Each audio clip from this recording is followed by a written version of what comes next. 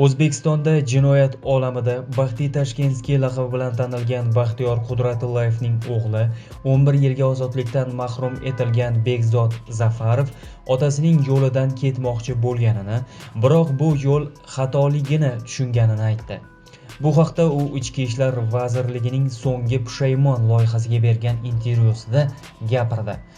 Baxtiy Tashkenskiy deb tanilgan Qudratullayev Baxtiyor Zafarovichning o'g'illari bo'laman. Men ham shu otamning yo'nalishlarini ushlayman degan xayolda yurgan edim. O'ylaganlarimning hammasi katta xato ekan. Xo'jalik ishlariga, qurilish ishlariga qarashib turaman. Qolgan payt ishlab chiqarish korxonasiga ishga chiqaman. U yoqda payvandchilik, temir-tersak bilan ish qilamiz. 1 yil oldingi hayotim bilan hozirgi hayotim ancha farqli, deydi u. Shuningdek, Bekzod jinoyat olamidagi taniqli shaxslarga ergashishdan hech qanday foyda yo'qligini aytgan. Bu yerda Bekzodmisan, Bekmisan, kim bo'lsang ham hamma uchun qonun bir. Jinoyat olamining taniqli shaxslariga, jinoyat olamiga qanoat bo'lib ergashishdan hech qanaqa foyda yo'q.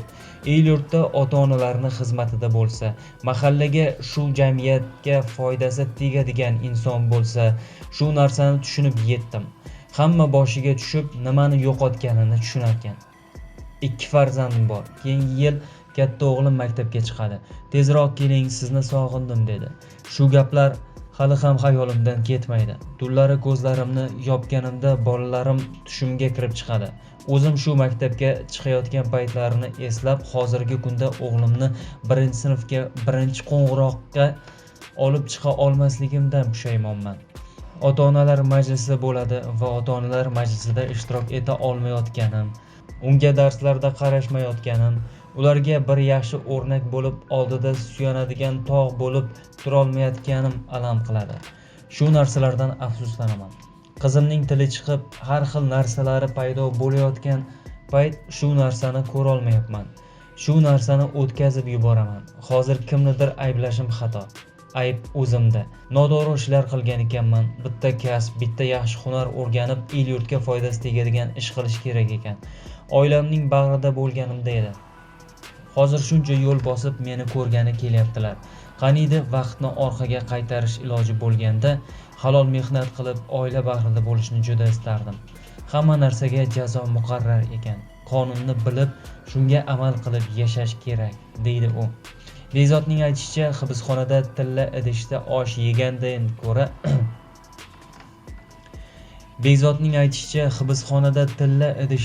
yegandan ko'ra oila bilan ko'chada bir burda non yegan afzal. Hibsxonada mana 2 yildan oshiq o'tiribman. Shuni tushunib yetdimki, hibsxonada osh yeb, idishing tilladan bo'lganidan ko'ra ko'chada oila davrasida bir burda non yeb yurganimiz 1000 marta afzal ekan. Bu ko'chadan, tashqaridan chiroyli ko'rinadi, lekin ichiga kirganingizdan keyin afsus, kech bo'lar ekan. Shuning uchun 1000 pushaymonman. Ota-onamdan, qarindoshlarimdan, mahallamdan, oilamdan, muhtaram prezidentimizdan, rahbariyatdan, hammadan uzr so'rayman. Qilgan ishimdan chin ko'ngildan pushaymonman.